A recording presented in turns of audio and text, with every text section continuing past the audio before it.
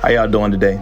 My name is Victor Allen Weeks. I'm a 10-year alum of the Ultimate Life Summit program through the Magic Wand Foundation, and I'm glad to be here today. A little bit about my journey with the Magic Wand Foundation and how it all began. It wasn't happenstance. I think it was divinely arranged, even in ways that didn't seem predictable or fathomable at the moment. So I went on a fishing trip with my uncle and my brother, and I ended up severing my tendon in my left middle finger. That caused me to have emergency surgery, and following that, I needed occupational therapy. My occupational therapist, wonderful person, she directed me to the Magic Wand Foundation. Her partner worked with the Magic Wand Foundation in the 7 Mindsets, and she said, "You have a spirit that would be amplified by what you will learn at this program, and your attendance there it'd be behoove of you." So I said, okay, I accept. My mom said, okay, we accept. And that got me into the track to learn the 7 Mindsets and to begin this journey of change and development, mind, body, and spirit. I'd say that was passion first. I grew up in a world in a city, in a state, where we are taught that we grow up in school to learn how to be employees, not employers.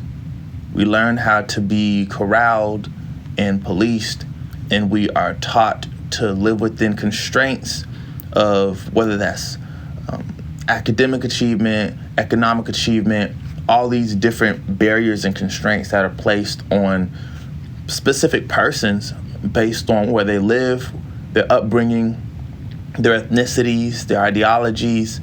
And that was taught to me through, I guess, the greater educational system and just being out in the world.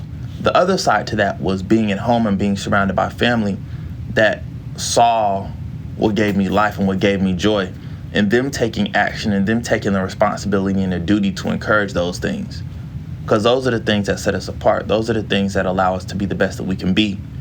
And so being encouraged by my family members, being encouraged by community members, that was the crux of being able to understand who I was and how my identity was created, established, and foundational to who I am today. So I'd say passion first. I was told to do what you love, and you like art, keep creating. You like outside, keep going outside, do all those things. And by me being encouraged to pursue those things and even being taught methodologies and mindsets and how to devise a game plan to continue to pursue knowledge in those things, that gave me an even stronger understanding of where I could go and how I could maneuver, even if I didn't know where I was going or how I was going to get there. But it gave me a great foundation to be comfortable in who I was and allow that to permeate any space that I entered. I've seen students grow just within the week-long time of being together from I'm not speaking to anybody here because I don't know anybody here. Why am I here? To being some of the most welcoming, excitable, encouraging, responsive students by the end of the week. The relationships that they build, the relationships that we were able to build, it's like making a gumbo or making a stew or a little goulash that everything just works. Some ingredients take a little bit longer to simmer to really get out the essence and the full body of their flavor, but everything that's in that pot is working together. And so students, and me being a student of the Ultimate Life Summit, like I grew from only thinking that there was a limit to what I could achieve and there was a limit to the folks that I could interact with to there are no limitations and I can take this as far as I want. And to see students grow from being middle school or high school students to going into their professions and still continuing on to practice things that bring them joy and bring their communities healing and wellness, that's incredible. That's irreplaceable. That's awesome right there. That's awesome right there. Life is cyclical. Every time folks ask me how things are going, I say they're going like this, but it's always going like this, right? There are going to be ups and downs. And with those ups and downs, there's still forward momentum. Sometimes there's backtracking, sometimes there's backsliding. But the sum of it all keeps me moving forward. Having a foundation of ideologies that I can incorporate into just about every aspect of my life. When I feel fatigued, when I feel alone, when I feel like a problem is insurmountable, when I feel like there's so many odds stacked against me, when I feel all these emotions are just feelings that distract me from the actionable things that can be taking place, or what I have accountability for to be doing. I regather my thoughts, I regroup, and I'm like, okay, I know how to deal with this. I've seen this before. Something can be done, and we will get it done. So with that, despite everything that's going on around me, what's a baby step I can take to keep moving forward? I say, a baby step is still a step. You know, you leave a baby to crawl, it's still gonna get somewhere. It's not taking big strides like we do as adult human beings, but it's still gonna get somewhere, for real. Having those tools to renew my mind has allowed me to enrich my life and the lives that are around me everywhere I go.